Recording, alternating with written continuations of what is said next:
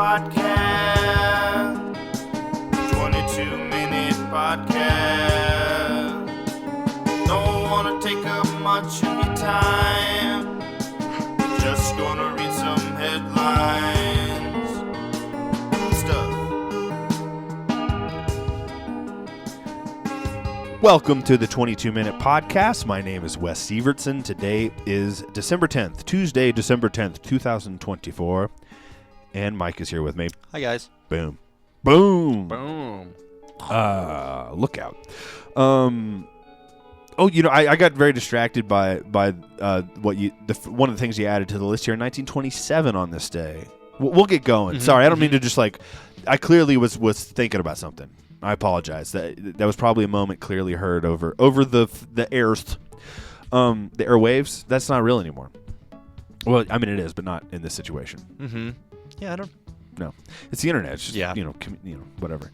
But there are still radio shows that do. They have streams. Yeah. but they still broadcast as well. Right. To a radio frequency. Anywho, on this day in 1927, the Grand Ole Opry is first named as such. I guess on a broadcast it says here. Yeah. So that was definitely a radio broadcast itself. Mhm. If you haven't seen Ken Burns' country music documentary, I mean, it's very long. Yeah. So pace yourself, but I mean, obviously it's Ken Burns, and so it's really a history documentary of the country, Right. And just a very specific sect of the country and its impact and how it was being impacted. Yeah. By the rest of history and what was going on. But and that is what I love about it. And so if you're a music fan at all or a musician or something, and you also enjoy history, that's what I really got out of it.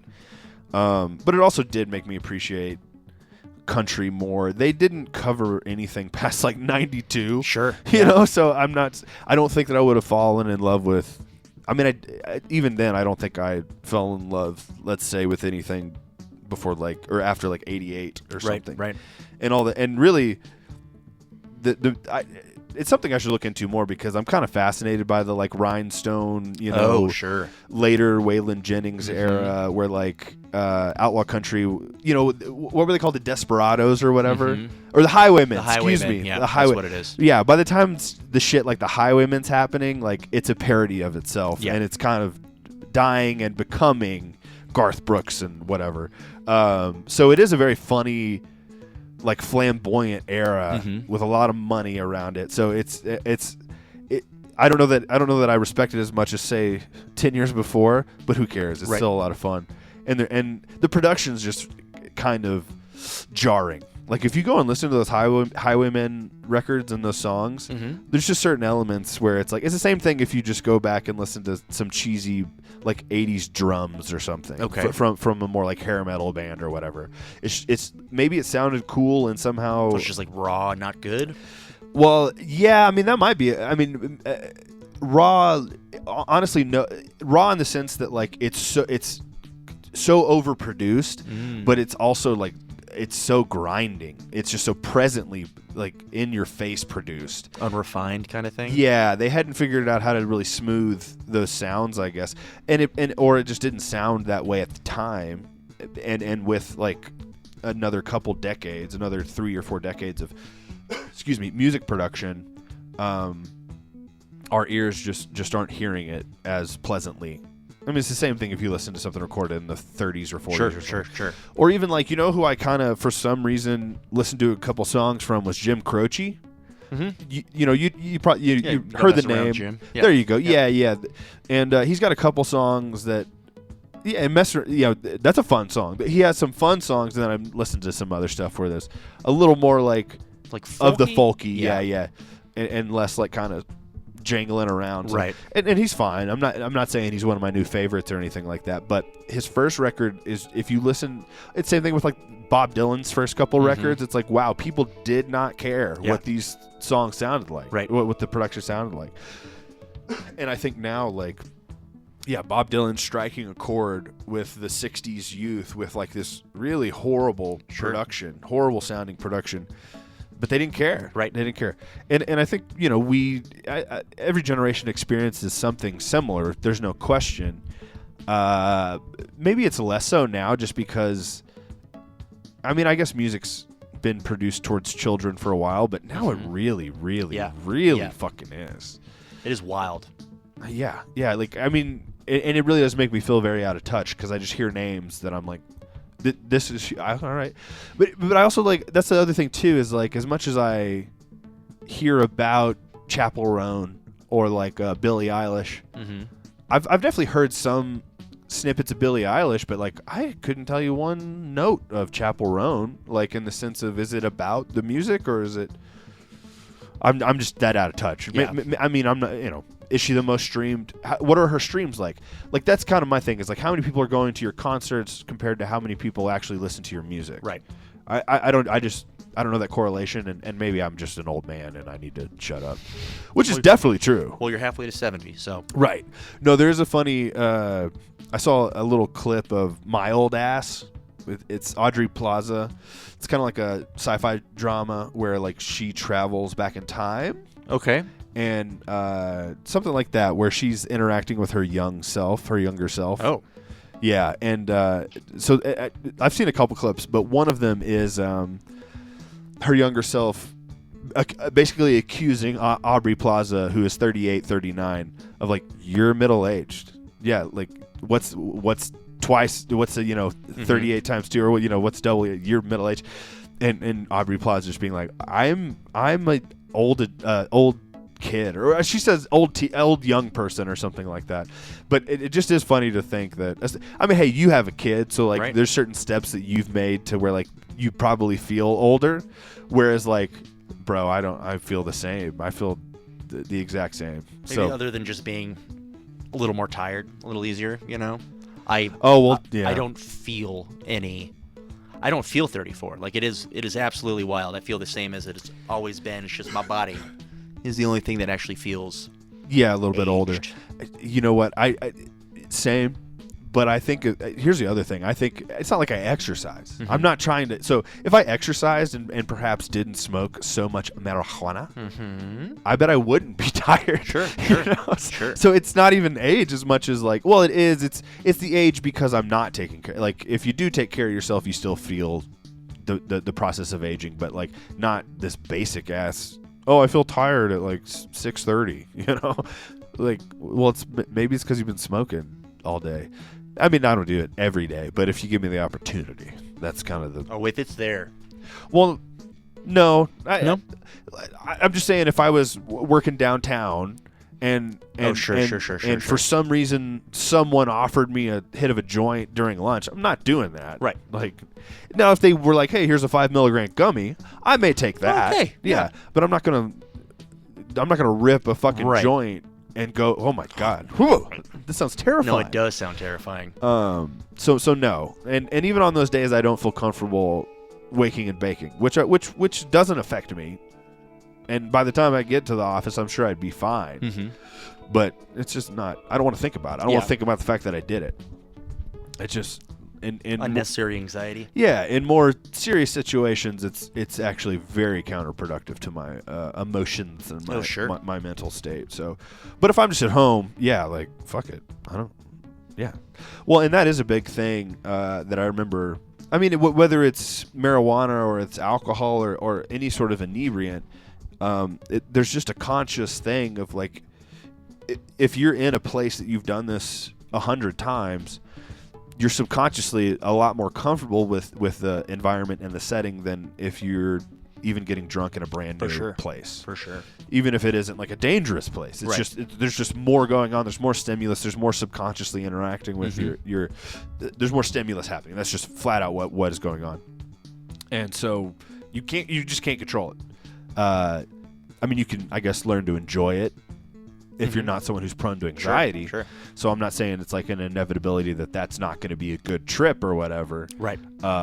But it's still more stimulus. So however you particularly respond to it. Anyway, hey, today is the 10th. Look at that. That's right. December 10th. On this day in 2001, Lord of the Rings, Fellowship of the Rings premiere in London.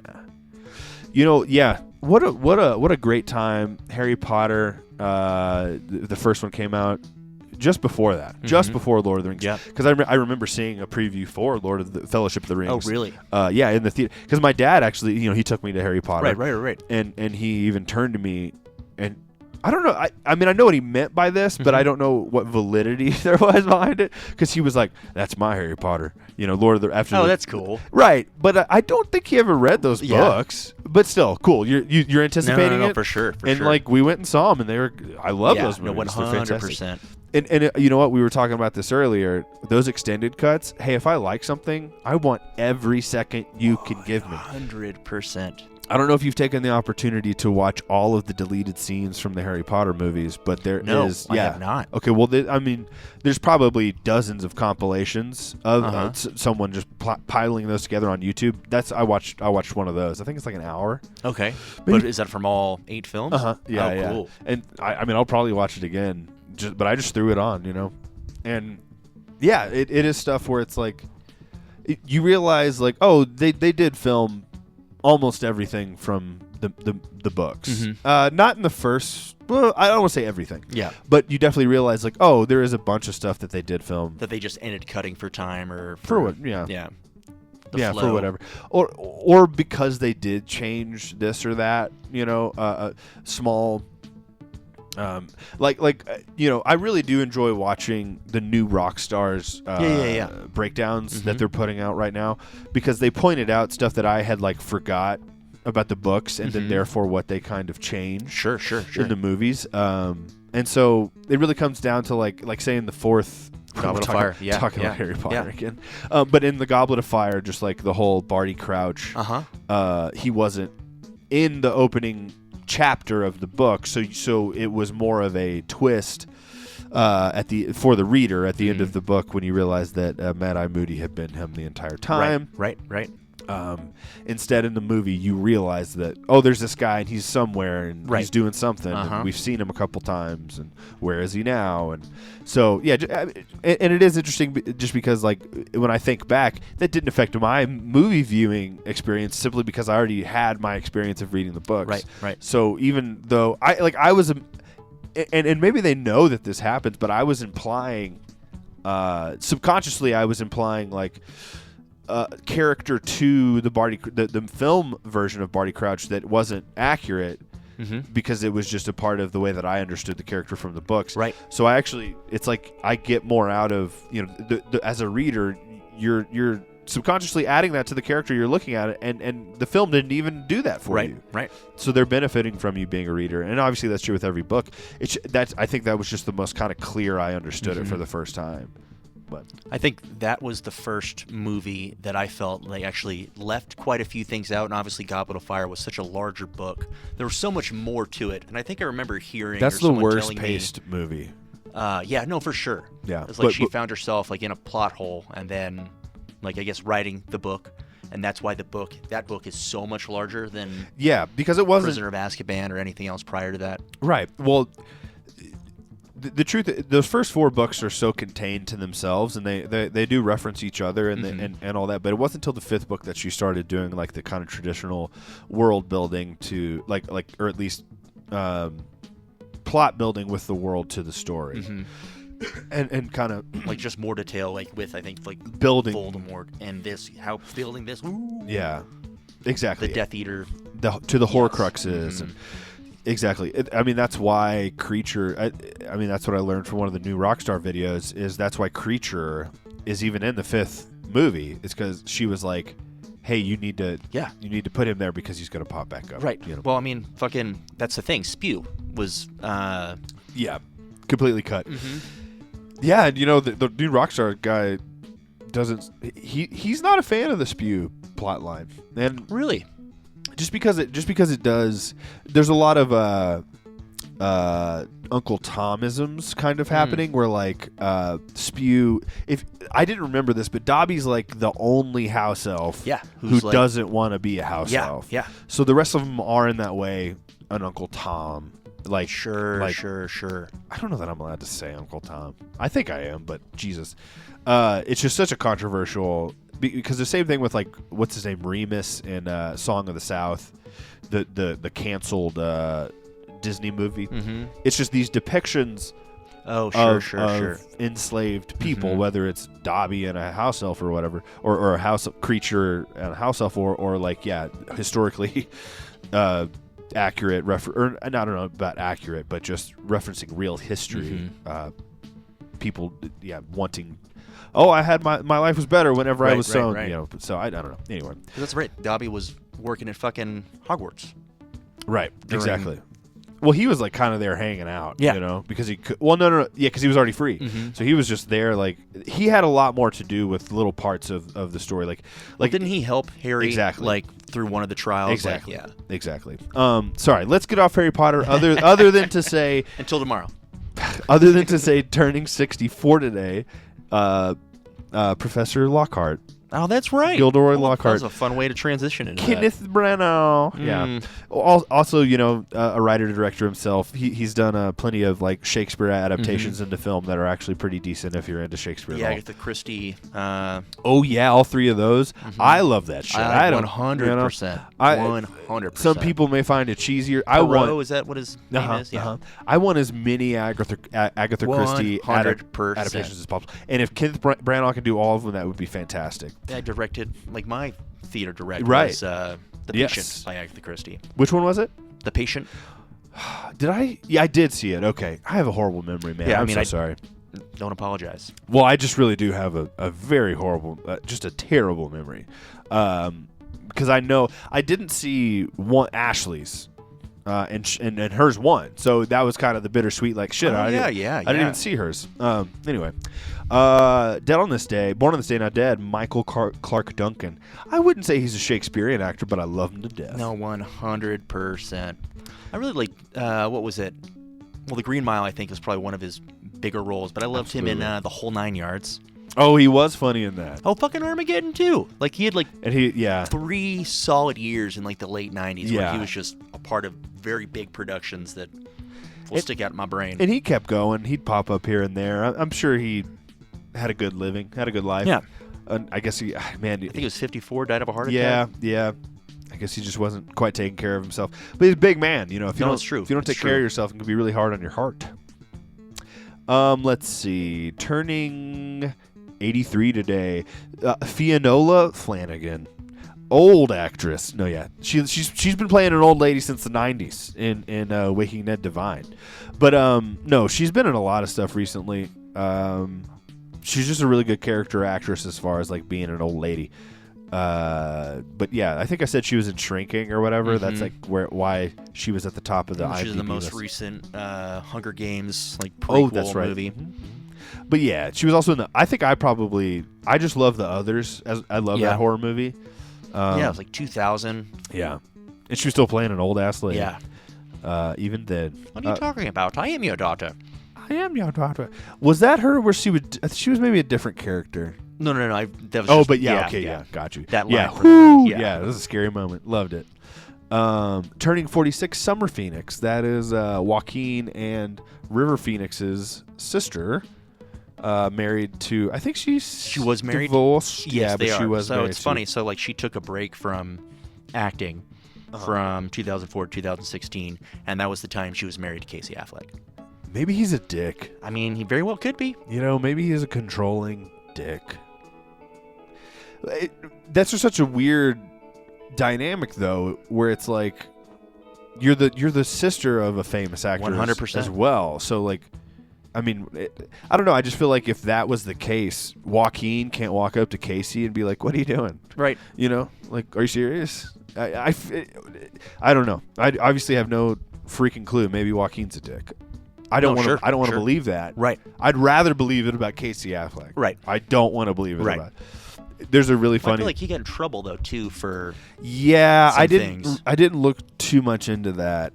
I didn't read too much because I just don't care about Casey Affleck, honestly. No, like I love Assassination of Jesse James. He's a good Robert Ford. Right, he's great in that, but overall, like I just don't care about Casey. Think of like what Affleck. else. He was in Good Will Hunting.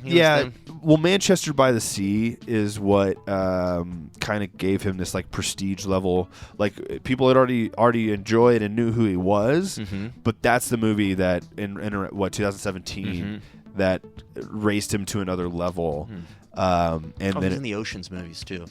Right, yeah. That's right. Because that's what I'm saying. It's like he was always just like, oh, look, it's Casey Affleck. He's a funny guy, and like he's a good enough actor, especially after Assassination of Jesse James or whatever. But I just again, I'm fine with believing that he's a bad person. I don't care. Like I'm still gonna watch Assassination. We know now that Brad Pitt's kind of a dick, so.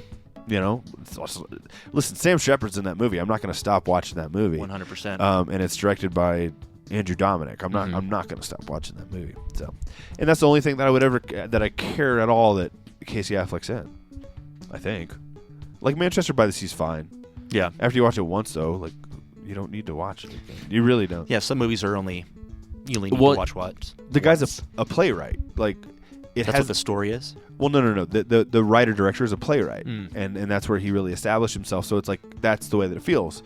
And a play is very much meant to be an impactful moment that you then walk away from. Right, you know? right. It's not. There's not going to be a sequel, you know, or whatever. Like or it just it's meant to be felt in that moment. Gotcha. It's really not a play. Like if you go and see a play again, it's because like